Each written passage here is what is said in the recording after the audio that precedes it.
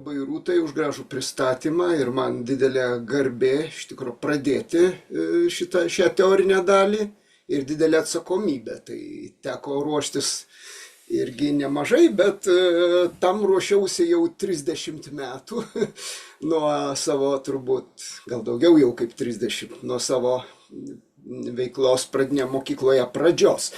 Tai galbūt, kad būtų konstruktyviau, aš pasidalinsiu ir bus galima tada kalbėti. Štai čia esu aš, vaikų akimis, muzikos mokytojas, Eirimas. Ar aš dalinuosi ekranu, viskas tvarkoj? Taip, viskas gerai matau. Taip. Taip, tai pradirbau pradinėje mokykloje maždaug 30 metų, labai gerai pažįstu šitus vaikus, dabar truputėlį peršokau į aukštesnės klases, nes mane ten domina 5-okų, 8-okų problemos, 10-okų problemos, įvairūs dalykai, tokie platesni kontekstai. Taigi mes turime, kodėl muziką pasirinkau, ar ne? Ir beieškant įvairios medžiagos, tokios reprezentatyvios. Iš tikrųjų, mūsų tikslas yra toks. Mūsų tikslas yra šiandieną pamėginti suprasti, kas ta muzika, kodėl ta muzika reikalinga ir kodėl muzikos negalima, pavyzdžiui, pakeisti matematiką, nors, sakykime, galbūt to labai reikia, ar ne? Vaikai nespėja išeiti matematikos programos. Matematika yra toks hard, tarsi pagrindinis dalykas.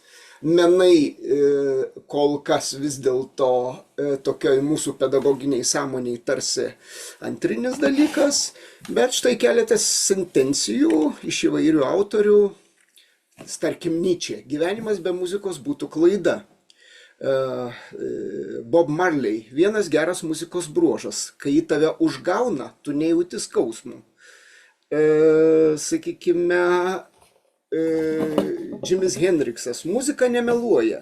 Jei ką šiame pasaulyje reikia pakeisti, tai galima daryti tik per muziką. Na ir greta Bono muzika gali pakeisti pasaulį, nes jį gali pakeisti žmonės. Ne? Hans Kristianas Andersenas, tai žinoma mūsų vaikystės pasakų autorius, žinoma labai žinoma sentencija, bet ne visi žino, kad čia Anderseno, kur žodžiai baigėsi, prabyla muzika. Auerbachas, muzika nuplauna nuo sielos kasdienybės dulkes ir taip toliau. Dar labai geras Viktoro Hugo, muzika išreiškia tai, ko negalima pasakyti ir apie ką neįmanoma nutylėti. Tai čia yra labai svarbus, nes muzika yra neverbalinė komunikacijos forma. Mes muzikos garsais kalbamės vieni su kitais kaip ir kalbos žodžiais, tačiau muzikos neįmanoma išversti į žodžius. Jie galima apsakyti žodžiais, bet jeigu mes apsakysime žodžiais, tai tų žodžių atgal vėl į tą patį muzikos kūrinį mums nepavyks išversti. Taigi muzika yra ir abstrakti. Ir kurį aš labiausiai mėgstu, tai mėgstu Johanną Wolfgangą Goethe, kuris yra man didžiulis autoritetas, tai yra Fausto autorius, tai yra žmogus sukūrė savitą spalvų teoriją, galima sakyti spalvų psichologijos netgi pradininkas. Ir kad vokiškoj kultūroje tik tai galėjo tokia mintis ir gimti, kas muzikos nemėgsta, nenusipelno žmogaus vardo, kas jie vien mėgaujasi, yra tik pusiau žmogus. Tačiau tas, kas muzikuoja, yra pilnutinis žmogus. Na, muziką Goethe iškelia labai aukštai ir pelnytai, nes humanoidus turbūt skiria 3 dalykai, dar aš prie to grįšiu. Ir mes eikime prie esminių dalykų. Kas yra muzika? Muzika yra garsų menas ir muzika remiasi į vieną iš 5 fundamentaliųjų pojūčių arba 5 juslių. Tai visi žmonės turi tas 5 jusles, dauguma iš jų, žinoma, jeigu mes esame žmonių ir negirdinčių, esame ir nematančių žmonių, taip, tai žinoma, tada kiti bando kompensuoti. Bet net ir šiuo atveju, jeigu žmogus yra kurčias, labai dažnai ir kurtieji turi būdus, kaip mėgautis muziką, tai yra, jie labai yra kurčiųjų diskotekos ir taip toliau, jie kompensuoja šitą pojūtį dar kažkaip kitaip, per kitus, per jutimus, bet pati muzika vis tiek figūruoja, ar ne? Tai kadangi girdėjimas yra viena iš 5 fundamentalių juslių, tai muzika kaip menas remiasi ir lavina būtent girdėjimą. Ir, žinoma, ne tik juslės, bet ir intelektualių lygmenių. Tai mes matome, kad Hovardo Gardnerio intelekto įvairovės teorijoje muzikai yra išskirtas gebėjimas suvokti muziką, apskritai muzikinė veikla yra išskirta kaip vienas iš 7, vėliau ir 8 ar 9 tų įvairių intelektų. Na ir žinoma, labai nustebau, kai ieškau iliustracijų šiam pranešimui savo, kadangi pasirinkau kodėl muzika, tai pasirodo nebuvau visiškai originalus, nes šis klausimas yra svarstomas viso pasaulio muzikos pedagogikoje, ar ne? Ir mes čia susidurėme su muzikos tam tikra ugdomąją galia ir jos tam tikrų universalumu, kuris nesiriboja tik tai tuo garsų menu. Štai čia, pavyzdžiui, rašo, kad muzika yra matematika, nes ritmas yra grįstas proporcijom, kurios primena trupmenas, paprastasias trupmenas ir tai akivaizdžiai ritmas susijęs su matematiniu intelektu. Beje, Hovardas Gardneris tą patį rašo nagrinėdamas muzikinį intelektą. Muzika yra menas, kuris leidžia kurti, žadinti ir išreikšti estetinės emocijas. Taip? Muzika yra mokslas, harmonija, akustika, pagaliau balsovada, instrumentuotė, muzikos analizė, visi šitie dalykai. Ir mes muzikos mokydamiesi turime turėti tam tikrų pagrindų apie tai, kaip veikia muzikos kalba, kokie ten vidiniai dalykai yra ir taip toliau. Muzika yra žmogaus fizinis ar fiziologinis ugdymas. Ir tai nesiriboja vien kūno judėjimų vietoje ar erdvėje, ar ne, bet apima ne tik stambę, bet ir smulkę motoriką, ypatingai pirštų koordinaciją, jeigu mes grojame, tarkime, mokykliniais instrumentais, tokiais kaip dūdelė ar kitais. Tai muzika yra istorija, nes visos epochos nebuvo nei vienos epochos, kuri neturėtų savo muzikos. Žinoma, ne visa muzika išliko. Muzika yra geografija, nes muzika leidžia pažinti pasaulio kultūras. Galbūt mums sunku įeiti į kitą kultūrą ar kitą žemyną, kito žemyno tradicijas, bet muzika turbūt būtų tiesiausias kelias tą padaryti. Muzika yra gyvenimas, tai čia yra širdies dūžiai kvėpavimas. Muzika yra skaitymo gebėjimo ugdymas, tai yra ritmo figūros, natų aukščių kaita, ką mes galime ne tik išgirsti, bet ir užrašyti, ar ne, ir perskaityti. Tai priėjau prie išvados, kad normali, tikrai stipri ir harmoninga ugdymo,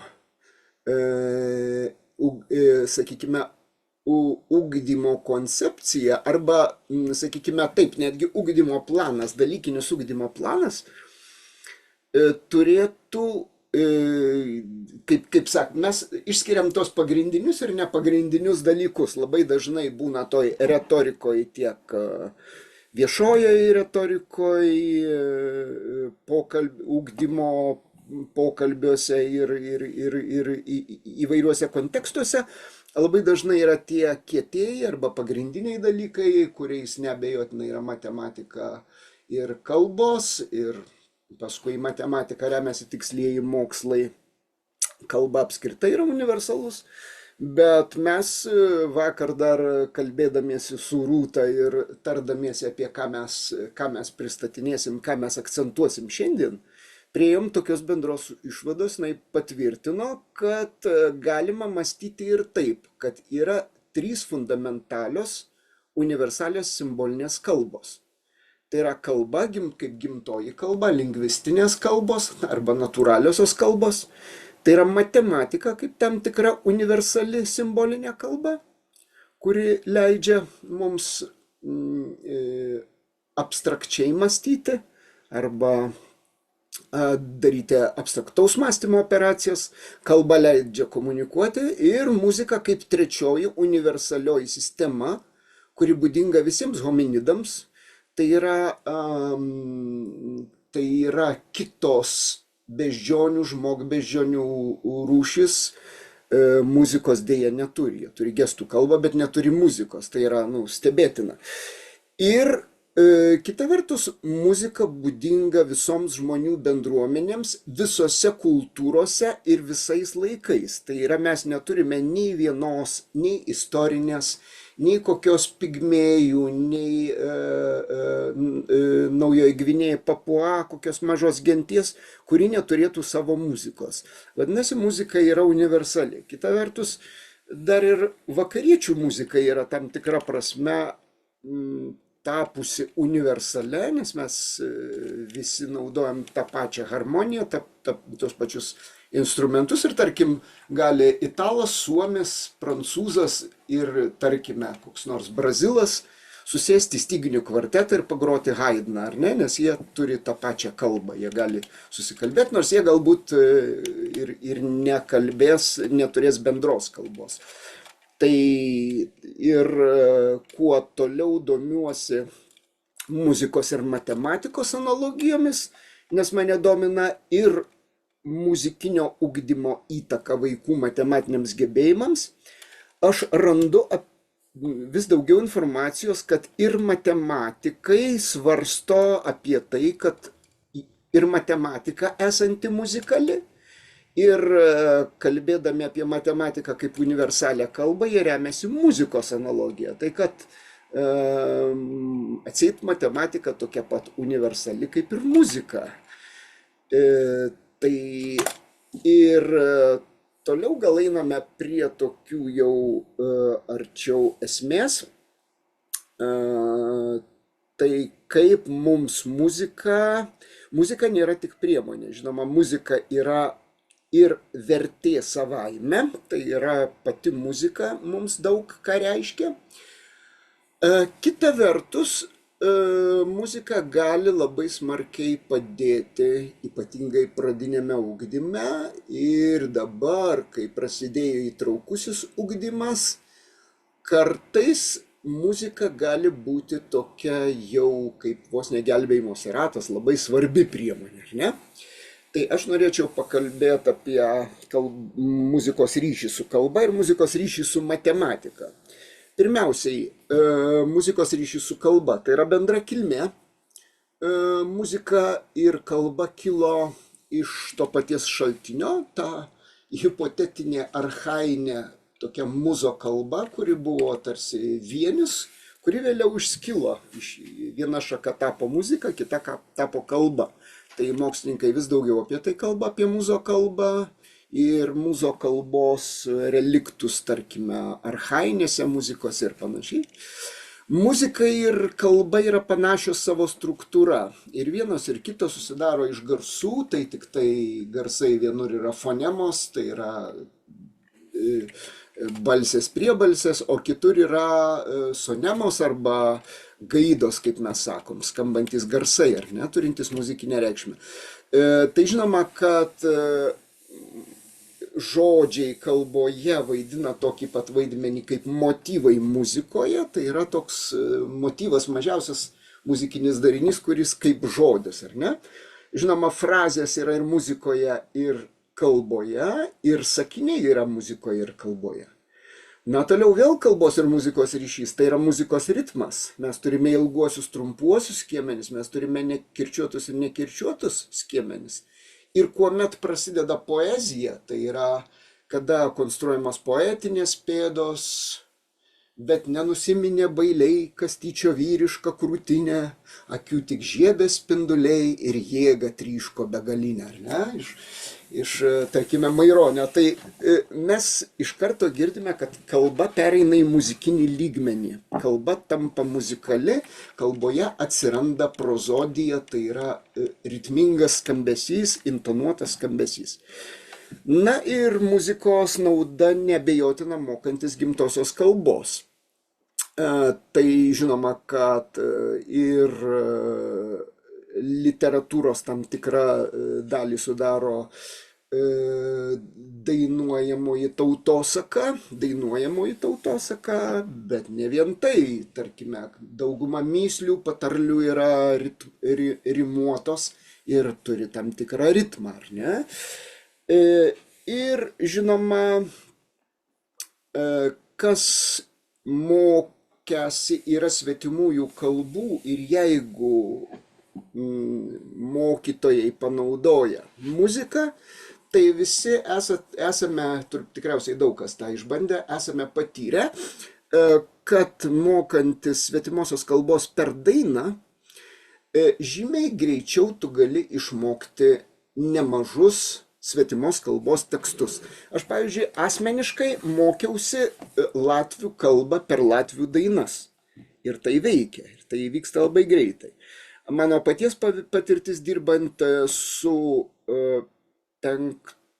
ketvirtokais, mes su ketvirtokais per mokslo metus padainuojame 10 skirtingų kalbų, įskaitant japonų, turkų, svahilį ir jau nekalbu apie tokias kalbas kaip anglų, vokiečių, italų, ar ne? Mano paties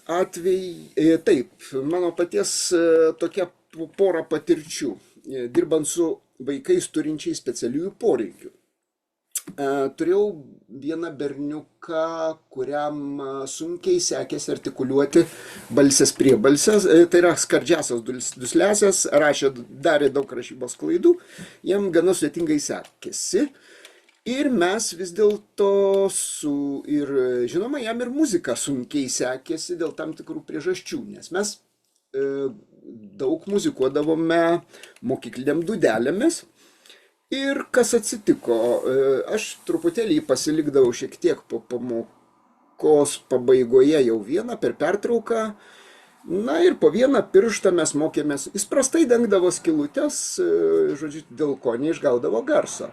Mes mankštinom jo pirštus, mokėmės kas pamoką po vieną skylutę, vis ėjom pirmin ir štai vieną gražią dieną jisai jau pradėjo visai neblogai groti tą dūdelę ir ką pasakė jo mokytoja.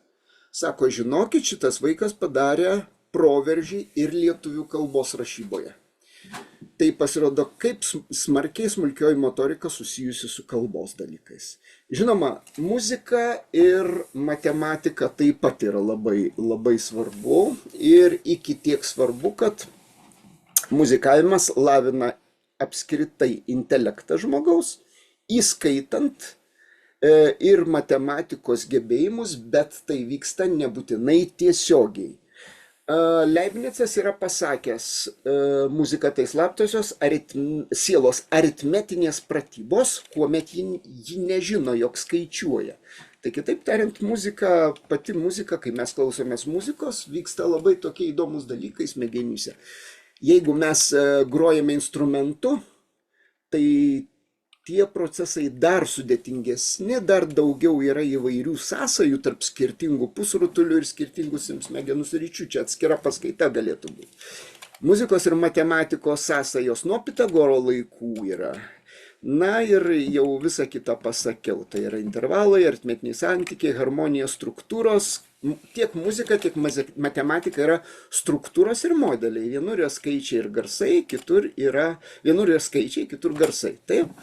Na ir žinoma, mūsų kolegų pastebėjimai apie tai. Emilija Sakadolskienė 2006 Žvirblių take publikavusi straipsnį, kaip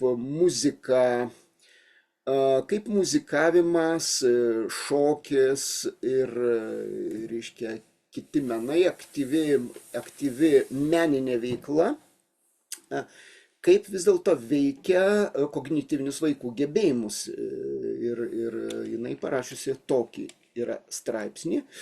Ritmas, čia skireliai yra, dargi išskiriu atskirius skirelius: ritmas, judesys ir smegenys, muzika ir atmintis, kūryba. Na ir čia į tą juokelį tokį, žinoma, ironišką yra įrašiusi įžangos pradžioj, sako: kai pradinės mokyklos programos muzikai teskiria vieną savaitinę pamoką, mokytojai turėjo spręsti rebusą, kam ją duoti, kalbai ir matematikai. Dabar viskas gerokai paprasčiau, kadangi muzikai skirtos 2 pamokos, viena tenka kalbai, kita matematikai. Tai čia, žinoma, juokelis, taip nebūna, bet kartais gal būna ir taip. Tai pasirodo, muzika gali būti naudingesnė šiuo atveju ir gyvas muzikavimas gali padėti vaikams net kalbos dalykuose. Ir beieškodamas įvairių medžiagų, taip pat radau prieš 13 metų The Guardian straipsnį, kur matematikas labai rimtai svarsto apie tai, kad matematika turi muzikinių savybių ir kad, sako, kas pasakė, kad matematika yra šalta logika, o muzika yra vien emocijos. Tai yra absurdas. Ir kad muzika taip pat turi struktūrą ir logiką, kaip matematika turi emocijas ir turi estetinę išraišką, kad jos yra labai arti susiję. Na va, ir norėčiau tada jau artėdamas į antrąją pusę ir gal šiek tiek jau ir link pabaigos, norėčiau aptarti porą tokių pastebėjimų, kas šiuo metu madinga galbūt, ar kas šiuo metu veikia geriausiai muzikinio ugdymo metodikoje. Tai žinoma, pastebima tendencija jau turbūt nuo 20 amžiaus pačios pabaigos, jau kokie 30 metų šitai tendencijai, kad mokymas apie muziką ir kūrinių šedevrų klausymasis pasyviai vis labiau kvestionuojamas ir linkstama link aktyvaus muzikavimo.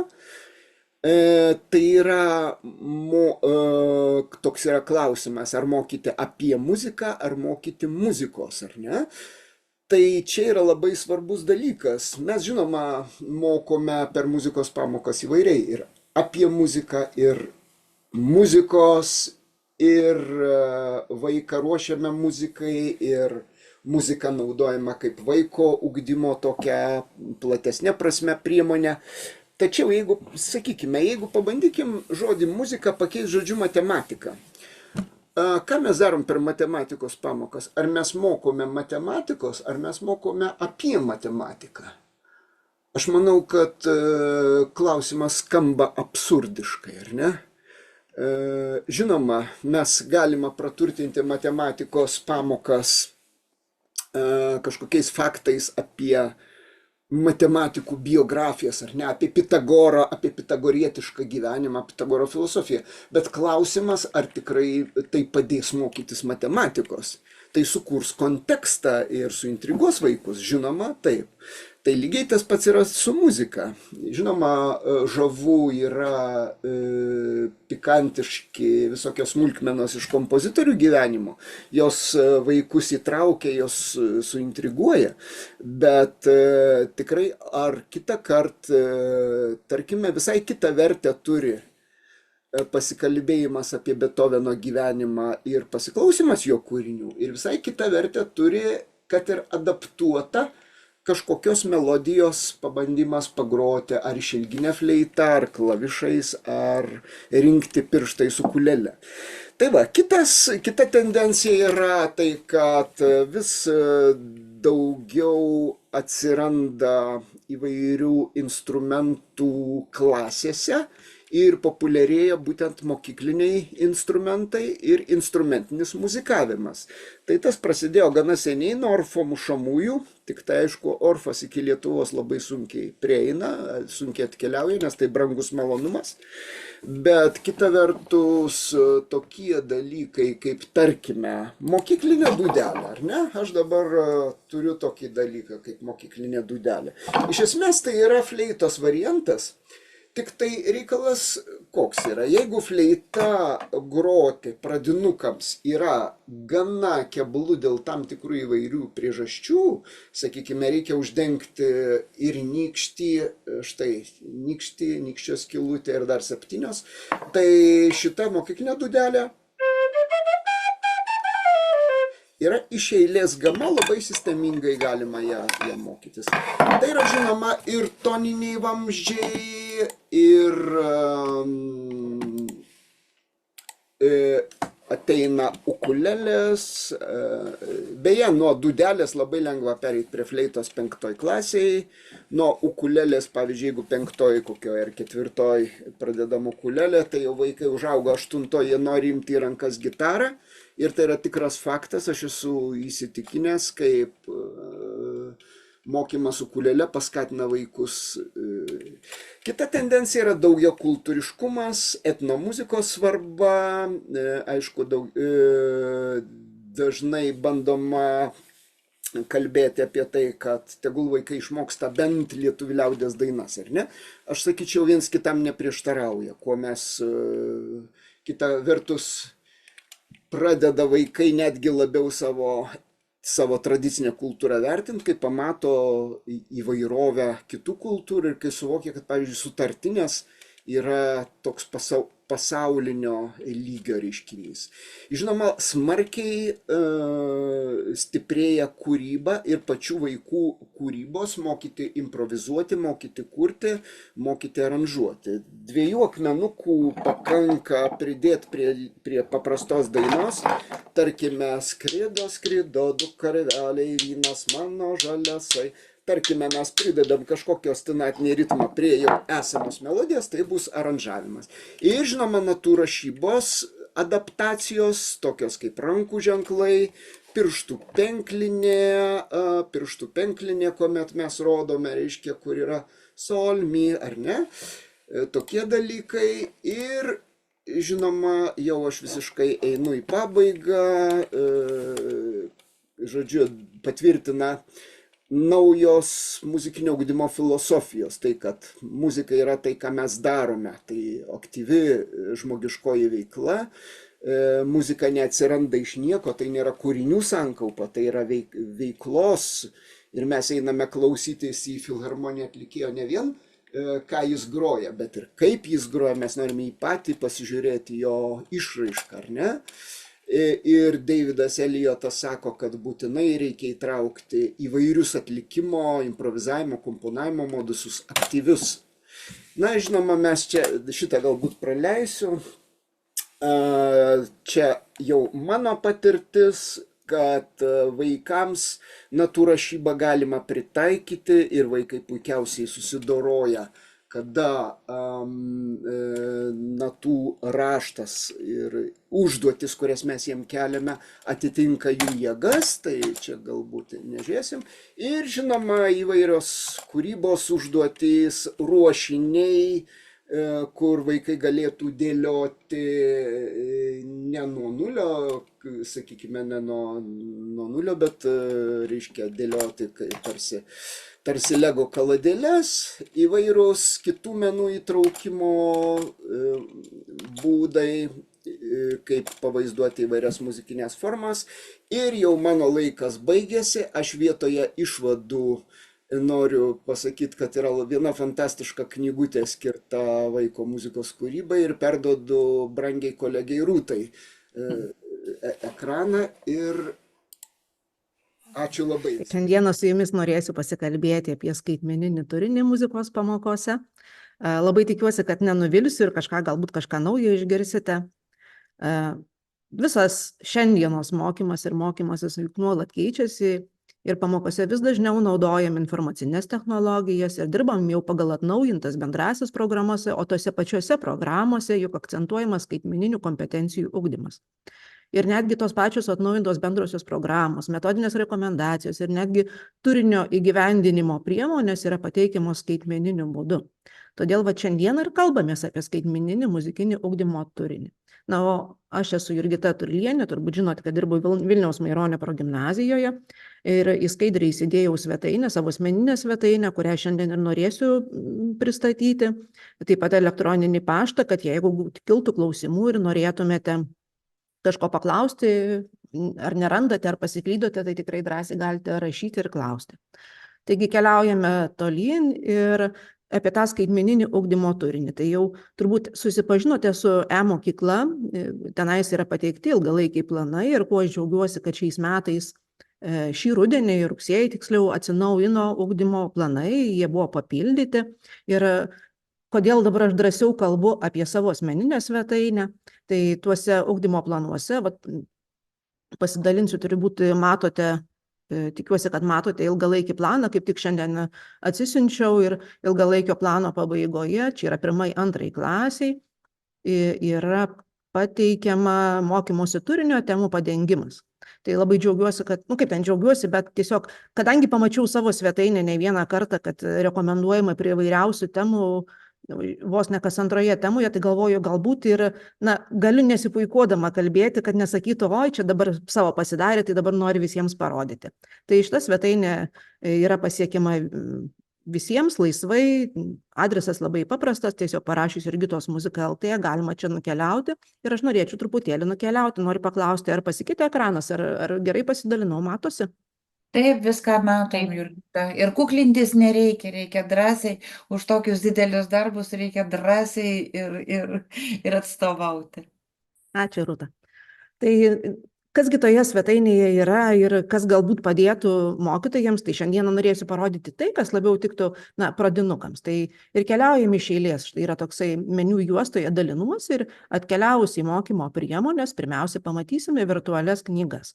Tai filmukai grojimų į ukulėlę, nežinau kiek pradinukai groja, bet muzikai tai tikrai groja su ukulėlėmis. Vėliau, tarkime, virtualios knygos ritmuokime, kaip galiu parodyti, jeigu rodys, gana populiarius. Štai šią knygą skaito 3000 mokytojų, antroji dalis šiek tiek turbūt bus kuklesnė, dar tik tai 500 perskaitytų puslapių yra. O kasgi tose knygose yra? Man vis trukdo, tuoj pasitrauksiu šitie visi zoomo ženkliukai. Kas tose knygose yra?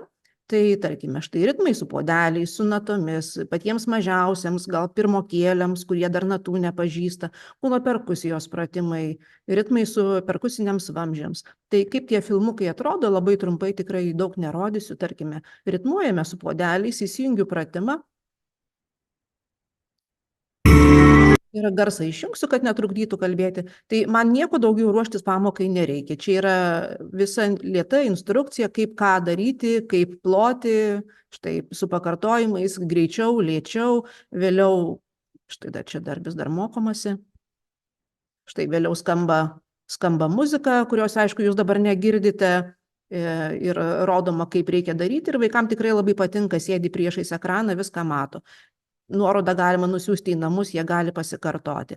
Toliau, štai jeigu kalbėti ritmai su natomis, tarkime, kalėdinis ritmas, juk artėja kalėdos, pateikiamos natos, kurios bus rodomos, netrukus turėtų pasirodyti. Štai bus aštuntinės, ketvirtinė pauzė ir trijolė. Tai čia jau galbūt ketvirtokams labiau tiktų šitas ritmas. Yra 1, 2, 3, 4, tai susipažinimui su ritmu, o po to atliekamas tas ritmas.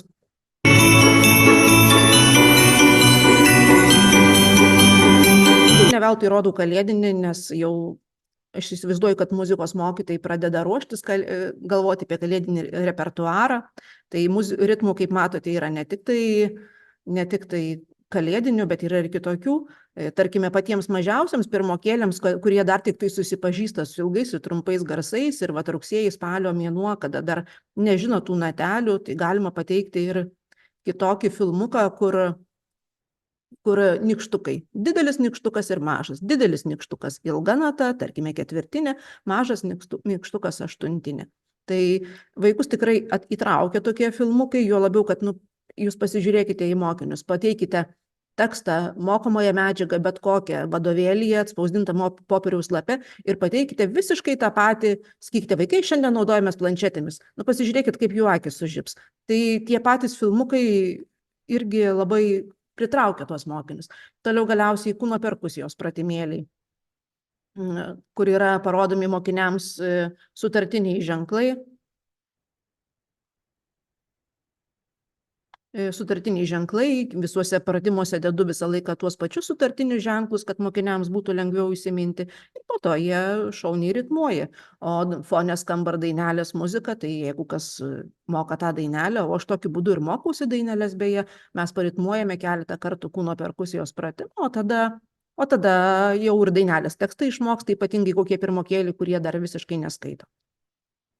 Tai tokių filmukų yra sukurta tikrai daug ir jeigu nevartant virtualios knygos, tai tikrai YouTube kanale, surinkus mano vardą, pavardę, tikrai galima rasti pačių įvairiausių.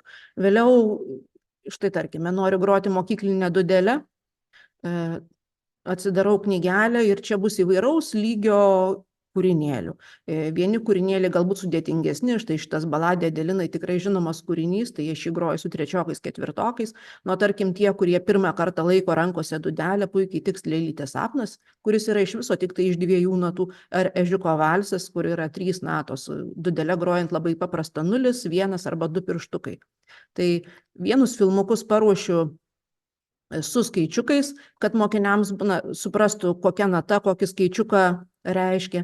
Kitus filmukus paruošiu taip, kad skamba tik tai muzika ir štai spalvinasi natelės, kurias reikia groti tuo metu. O kadangi čia tik 2 natelės, aš noriu tikėti, kad jie įsimins, kada nata koteliu į viršų uždengiam vieną skylutę, kada nata koteliu į apačią atidengiam visas skylutes ir taip skamba graži melodija. Tai, kaip ir sakiau, tų kūrinėlių yra pačių įvairiausių ir įvairaus lygio ir su smagiom fonogramom ir yra paprastų, tarkime, štai pianino įgrojimu. Tai tikrai galima pasirinkti kiekvienam mokytojui. Toliau karantino metu buvo sukurta knygelė muzikavimui, kaip matau, gana populiari, jau senai betikrinau, virš 10 000 peržiūrų, tai esu dėkinga autoriams dainelių, kurie pasidalino savo dainų įrašais ir fonogramomis, kad galėtų mokytojai pasinaudoti. Tai jeigu dainelė yra ir yra autoriaus fonograma, tai galima čia pasiklausyti, matome dainelių žodžiai, o yra tokių dainų, kur fonogramų ar nėra, ar aš tiesiog neradau, ar neatsiklausiau autoriaus, ar galėtų pasko parodyti, tai tarkime esu pati įgrojusi ir pasileidus įrašą tikrai galima klausytis ir dainuoti kartu.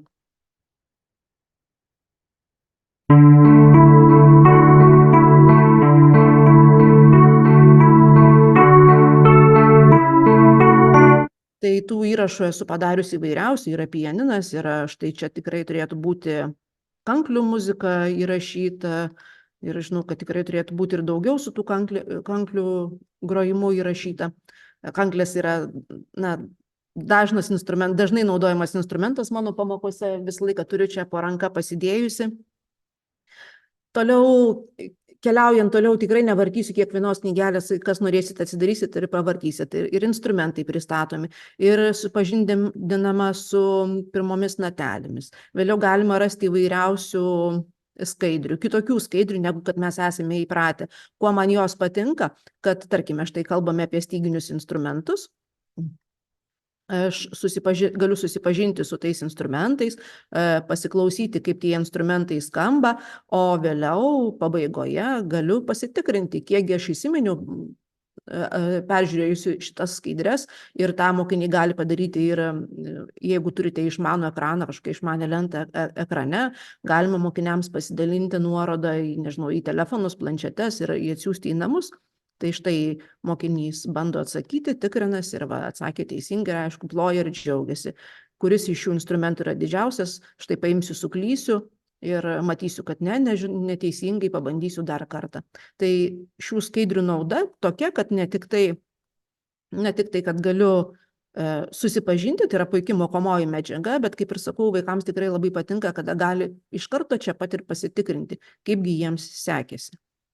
Čia šiek tiek vyresniems mokinukams yra, muzikos klausimas taip pat vyresniems, ir va atkeliaujame prie smagių užduotėlių, kurias aš kartais vaikams būna pateikiu, sakau, va, šiandieną puikiai dirbote ir liko kelios minutės, gal norit pažaisti, tai tikrai išdalinu planšetes ir kartais būnu labai gerai ir leidžiu pažaisti. Tai tarkime, sugrupuoti muzikos instrumentus, štai matau didelį instrumentą ir tempiu prie styginių, prie mušamųjų ir taip su kitais instrumentais. Yra smagus žaidimas, kuris primena, kas laimės milijoną. Ir atminties žaidimai, kuo jie man patinka, vaikas lik ir žaidžia žaidimą, atminties žaidimą, lavina atmintį, bet čia yra paslėpti ir muzikos instrumentai. Tai kaip girdite, muzikos instrumentą ne tik tai matau, bet ir girdžiu, kaip jisai skamba. Ir tokiu būdu galiu tuos instrumentus bandyti atskirti, kas kur yra. Na ir galiausiai, kada jau atrandu porą, man parašo, kad tai yra fortepijonas, galiu pasitikrinti, ar tikrai gerai įsiminiau pavadinimą ir be jokios abejonės, tos autorių teisės įdėjau, iš kur aš tuos paveikslėlius naudoju. Tai tokių instrumentų žaidimų yra ne vienas ir vėliau pristatysiu kitą vietą, kur aš keliu visą savo skaitmeninės priemonės, ten tų žaidimų yra šiek tiek daugiau negu mano svetainėje, nes svetainė yra ribotos talpos ir negaliu susikelti visko. Tai čia buvo pati pradžia, tema, ir vėl man užstoja, dalinuosi mokymo priemonės.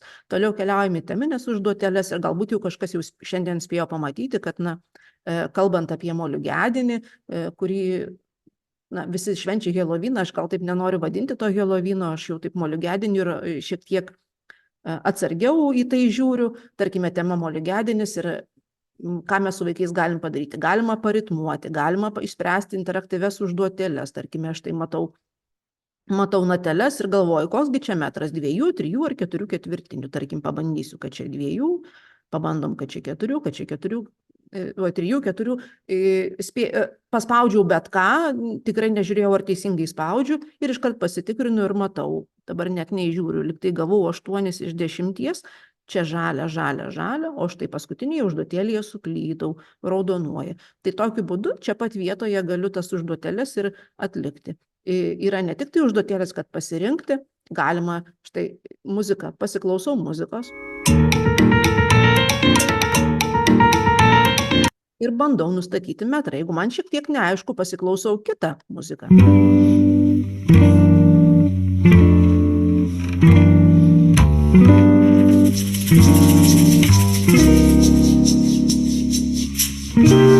Turbūt girdisi, kad atsiranda 1, 2, 3, 1, 2, 3 ir nubraukiu, sujungiu, kad pirma muzika buvo 2 dalių, 2 moliūgai, antra muzika 3 dalių. Ir dabar aš, jeigu tikrinsiu, tai man tikrai nerodys 10, štai jeigu įžiūrite, matosi, kad žaliuoja, bet gavau tik 2 dėl to, kad aš kitų užduočių netlikau. Tai tokios tos interaktyvios užduotėlės, šiek tiek vėliau yra įkelti paveikslėliai, tarkime, pasižiūrite paveikslėlius, ką būtų galima atsispausdinti, kokios tos užduotės yra.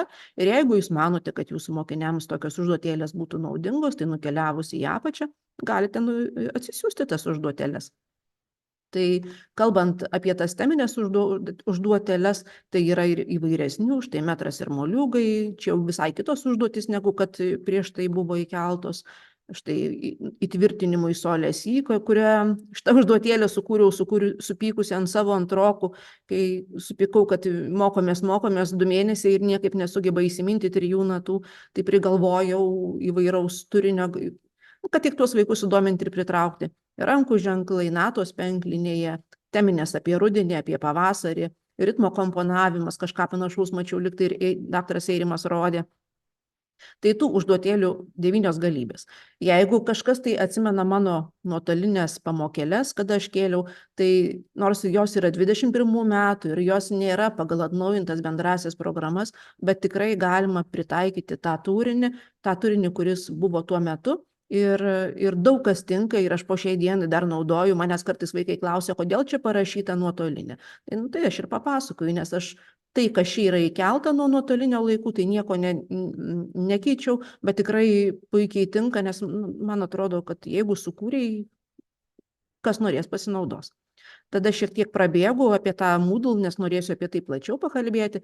Toliau labai vaikų mėgiama pabėgimo kambariai. Tikrai, jeigu dar neišbandėte, nuoširdžiai rekomenduoju, nes patinka tiek pačiam mažiausiam, tiek pas mane vyriausiai yra 8-okai, žinokit, daviau 8-okams ir jiems patiko.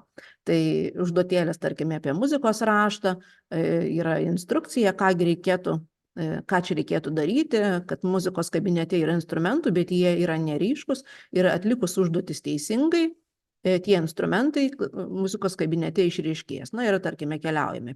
Pirmas instrumentas ir bus tema apie muzikos raštą. Reikia atsakyti į klausimus. Ir klausimą, ar tai ketvirtinė nata, renkuosi. Taip, atsakau ir keliausiu, tuoj bus antra užduotėlė iš 4. Ar tai pusinė nata, sakau, kad taip, ir paimsim, suklyskime, na ir man rodo, suklydai. Leidžia pasitaisyti, šiaip tai yra laiko ribojimas ir jeigu spėju pasitaisyti per nurodytą laiką, tai man užskaito kaip teisingą atsakymą, oi, vėl ne tą kažką paspaudžiau. Ir tokiu būdu keliauju, pildau klasę muzikos instrumentais. Dar viena labai vaikams patikusi užduotėlė, kurią tikrai pernai per Kalėdas išbandėme ir su vyresniais, tai muzikinis pabėgimas į Kalėdų šventę. Smagios užduotėlės susijusios su natelėmis, su natų trukme, su metru. Tai tarkime, štai nykštukai nori papuošti eglutę ir renkasi, kurigi čia natelė yra ketvirtinė. Štai pasirinku ketvirtinę natą ir man rašo teisingas atsakymas. Na ir tokiu būdu aš keliauju per užduotėlės, jų tikrai yra nemažai tų užduotėlių, o atlikus visas užduotėlės, tada skamba graži kalėdinė dainelė, bėga karaoke tekstas ir vaikai gali dainuoti. Šiek tiek kitokie pabėgimo kambariai yra toliau, jie išdėstyti pagal sudėtingumą. Pirmas yra pats lengviausias, antras yra sudėtingesnis ir trečias, kurį čia matote, yra pats sunkiausias. Reikia su pelyte vedžioti po paveikslėlį ir ieškoti, kurgi, štai matote, yra tik rodiklė, o štai čia pasispaudžiu. Tai paspaudžiu ir atlieku užduotėlę. O atlikus užduotėlę sužinau kažkokį tai raktą, spinau kodą ir tuos kodus turiu įrašyti štai čia. Ir jeigu viską atlikau teisingai, tada man rašys sveikiname, tu pabėgai iš pabėgimo kambario. Tai pabėgimo kambariai tikrai patinka ir patiems mažiausiams, ir patiems vyriausiams, tai nuoširdžiai rekomenduoju. Toliau, jeigu kalbant apie naudingas nuorodas, aš čia per daug neįsiplėsiu, nes apie tai dar pašnekėsiu, bet tik žiūriu, kaip laikas siaubingai bėga. Yra aprašytos mobilios programos, kurias aš naudoju, yra nuorodos muzikos mokytojams. Dr. Eirimo Veličkos sukurtos skaidrės apie pasaulio muziką, tai tikrai man buvo atradimas, nes tai yra ne mano stiprioji pusė ir labai džiaugiuosi, kad jisai leido čia įkelti tas skaidrės. Ir viskas, kadangi matau, kad laikas sparčiai bėga, aš noriu sugrįžti į savo skaidrės, todėl kad dar noriu parodyti kitą turinį, kuris nesimato svetainėje, tai virtualioji mokymosi aplinka. Aš sukūriau Moodle kursus kelis, kuriuose patalpinau mokomąją medžiagą. Tai tuos kursus, pradinukam rodau 3 kursus, kad yra kursas IKT ir muzikinis raštingumas ir dar 2 kursai pagal amžiaus koncentrus. Tai vienas 1-2 klasiai, o kitas 3-4 klasiai. Kasgi tenais yra? Pirmame kurse yra pristatomas įvairios programėlės, svetainės, kurias galite naudotis muzikos pamokose. Ir ne taip, kad yra tokia. Ne, ten yra gana išsamei. Ten yra naudotojo vadovai, su paveikslėlis, kur ką paspausti. Netgi esu parengusi video instrukcijas. Prie kiekvienos programėlės ar svetainės yra paruošta video instrukcija. Tiesiog pasižiūrite filmuką ir aš pasakoju, ką reikia kur paspausti, kad pasidarytų taip ar anaip. Tai priklausomai nuo to, ką ta programėlė gali. Na, o dar 2 kursai, tai yra mokomoji medžiaga pagal klasių koncentrus. Tai vienas yra kursas 1-2 klasiai, kitas 3-4, kaip yra rekomenduojama pagal atnaujintas bendrasias programas. Tai jeigu norite, galite ir nusiskenuoti tuos QR kodus. Na, o jeigu neskenuojate, tai tikrai aš skaidrėmis pasidalinsiu ir jeigu norėsite, galėsite atkeliauti ir pasižiūrėti. Dabargi, kasgi yra tuose kursuose, aš tikrai atsidarysiu ir parodysiu, kaip tai atrodo, bet jeigu labai trumpai, tai jūs žinote, kad atnaujintose programose yra 4 pagrindinės temos: muzikavimas, muzikos kūryba, muzikos pažinimas ir vertinimas bei muzikinės kultūros kontekstai ir jungtis. Tai štai tie 4 romėniški skaičiukai ir yra tos 4 temos. Taip pat yra dar bendra informacija, papildomas mokymosi turinys, tai yra, jūs žinote, kad mokytojas gali 30% turinio susigalvoti savo, tai čia yra tai, ką aš įsivaizduoju, kad aš darysiu su mokiniais, išnaudodama tuos 30%. Taip pat naudota literatūra ir informacija mokytojams, tikrai parodysiu, kas tenais yra. Dabar jeigu išskleidžiu tą didžiąją temą, štai šiame paveikslėlyje matosi muzikos kūryba, tai tada reikia žiūrėti į natelių ženklus, nes natelių ženklai atskiria skirtingas temas. Tai tarkime, pirmoji tema yra ritmai ir melodinės struktūros ir aš čia matau aprašymą paimtą iš bendrųjų programų, kasgi turėtų būti toje temoje. Jeigu štai dabar matosi didesnis vaizdas, viena tema ritmai ir melodinės struktūros, o kita tema yra melodinė kombinatorika ir tarp jų matosi, kiek yra įdėto turinio, kuo galima pasinaudoti savo pamokose. Visa tai, ką esu sukūrusi, sudėjusi pagal tas atnaujintas bendrasias programas, gali pasiekti bet kuris iš jūsų, niekur nereikia registruotis, tiesiog kada užeisite į bet kurį iš tų kursų, jums reikėtų spustelti svečio prieigą. Tai registracija tikrai nėra būtina, paspaudžiu ir nukeliauju į kursą ir viską matau. Taigi bandau nukeliauti, parodyti, kad tikrai nemeluoju. Jeigu jūs atsidarysite, neįsigaskite, čia yra ir daugiau kursų, kaip matote, yra ir vyresniam klasėm, apie kurią šiandieną nekalbu, yra ir kitų mokytojų sukurtos medžiagos, bet mus domina tik tai pradinukai. Tai tarkime, aš pasirinku pirmą, antrą klasę. Na, vat ir man sako, kad reikėtų prisijungti, bet aš nenoriu jungtis, noriu parodyti, kad tikrai viską galiu pamatyti su svečio prieiga. Renkuosi svečio prieigą. Tai sutrauksiu viską, kad geriau pasimatytų. Ir dabar matote tą patį, ką aš rodžiau skaidrėse. Tiesa, va tos 4 temos, po to bendra informacija, kuri pateikiu kaip instrukcija, štai kaip naudotis kursų, yra lapai supenklinė, jeigu kartais prireiktų pamokoje.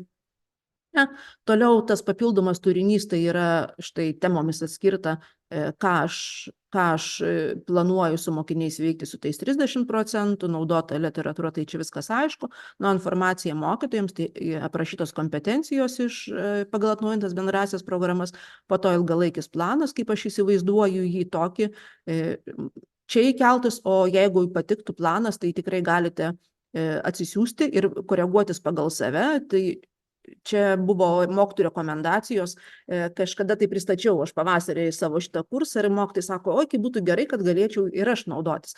Tai štai žiūrėkite, aš spustelėjau, atsidariau ir čia parašo, kad kopiją rasite čia. Spustelnu ir spaudžiu padaryti kopiją ir mano asmeninėme Google diske susikuriama automatiškai šito viso ilgalaikio plano kopija, kurią aš galiu koreguoti pagal save. Tai yra toks planas, kokį rengiame mes savo mokykloje, bet galbūt pas jūs yra šiek tiek kitokia forma ir galėtumėt pakoreguoti. Kas dar naudinga čia yra, matot, prie kiekvienos temos aš esu jau susikėlusi savo šiokias tokias nuorodas, kurios man palengvino ruošimasi pamokoms. Tai jeigu bus naudinga, tai tikrai kviečiu naudotis. Dabargi grįžtu į šitą savo pirmąją, antrą klasę ir bandau suskleisti viską, kad geriau matytųsi ir atkeliauju, tarkime, prie temos, net nežinau, muzikos kūryba, ne? Ir štai yra tema ritmai ir melodinės struktūros. Tai tarkime, aš noriu pakartoti ritminės vertės ir štai matau, kad yra sukurti interaktyvūs pratimai. Štai atsidarysiu naujame lange. Ir matau, kad yra interaktyvus pratimas, kur man reikia tiesiog nutempti nateles į joms skirtas vietas. Štai ketvirtinė, aštuntinė, pusinė, kažkur tai pasidėtų šiek tiek žemiau. Ir po to vėl pasitikrinu ir viską matau. Yra dar vienas pratimėlis, kurį irgi galiu atlikti. Toliau grįžtu atgal, tarkime, ritmo komponavimas kauliuko pagalba. Atsidarau, pasižiūriu, kokios šitos užduotėlės yra. Ir jeigu man tos užduotėlės patinka, tai tikrai nereikia vargti ir čia kopijuotis tų paveikslėlių. Tai man čia nusimetė viskas, sugrįšiu. Čia pat yra ritmo komponavimas kauliuko pagalba. pasirenku šitą ir galiu atsisiųsti ir atsispausdinti tuos lapus, kurių man reikia. Tai tokiu būdu aš galiu keliauti per visas temas. Tai pasižiūrėkit, muzikavimas, apie smulkią tautosaką, apie lietuvių liaudies dainas, apie autorinės dainas, taip, ritmo darinius, kas čia dar yra. Jeigu randate tai įdomu, tai tikrai neprivalomas turinys, bet galbūt paįvairintų pamoką, jeigu dar tą padarytumėte. Melodiniai instrumentai, ką galima muzikuoti, dūdelė, ukulėlė, perkusiniai vamzdžiai. Tai tokiu būdu galima keliauti per visus kursus ir 1 minutę labai trumpai tik tai noriu parodyti kitą kursą, kuris yra IKT ir muzikinis raštingumas. Tai tikrai siūlau netingėti panaršyti, nes čia yra sukeltos, kaip sakiau, visos programėlės. Tarkime, noriu kažką tai su mokiniais kurti, yra nurodytos programėlės, jos atskirtos ženkliukais, kad galėtų, kad aiškiau matytųsi, kur kokia programa yra, labai trumpai aprašyta programa, naudotojo vadovas, tas pats naudotojo vadovas, jeigu norite atsispausdinti, ir trumpas paaiškinimas, kaip aš galėčiau pamokoje panaudoti tą vieną ar kitą programėlę. Tai tokiu būdu štai visos tos programėlės yra sudėliotos pagal tai, kam aš galiu panaudoti. Štai muzikos raštui pažinimui, kiek yra programėlių, ritmo pojūčio lavinimui, kokios yra programėlės. Tai tikrai to muzikinio skaitmeninio turinio yra tiek daug, jo tiek daug galima atrasti internete, aš pati tiek visko esu pridariusi, kad net sudėtinga yra apie viską papasakoti. Į skaidres, kuriamis aš tikrai pasidalinsiu, jeigu jums aktualu, aš netgi ir parašiau, ar verta registruotis tame kurse ir ką mato registruotos vartotojas ir ką mato svečias, tai skirtumas tikrai nėra didelis. Ir tikiuosi, kad tai, ką papasakoju, jums pravers ir labai pabėgom, bet tikiuosi, kad buvo naudinga. Tai sėkmingo naudojimosi ir jeigu turėsit klausimų, tai drąsiai parašykite. Tikrai pasistengsiu atsakyti.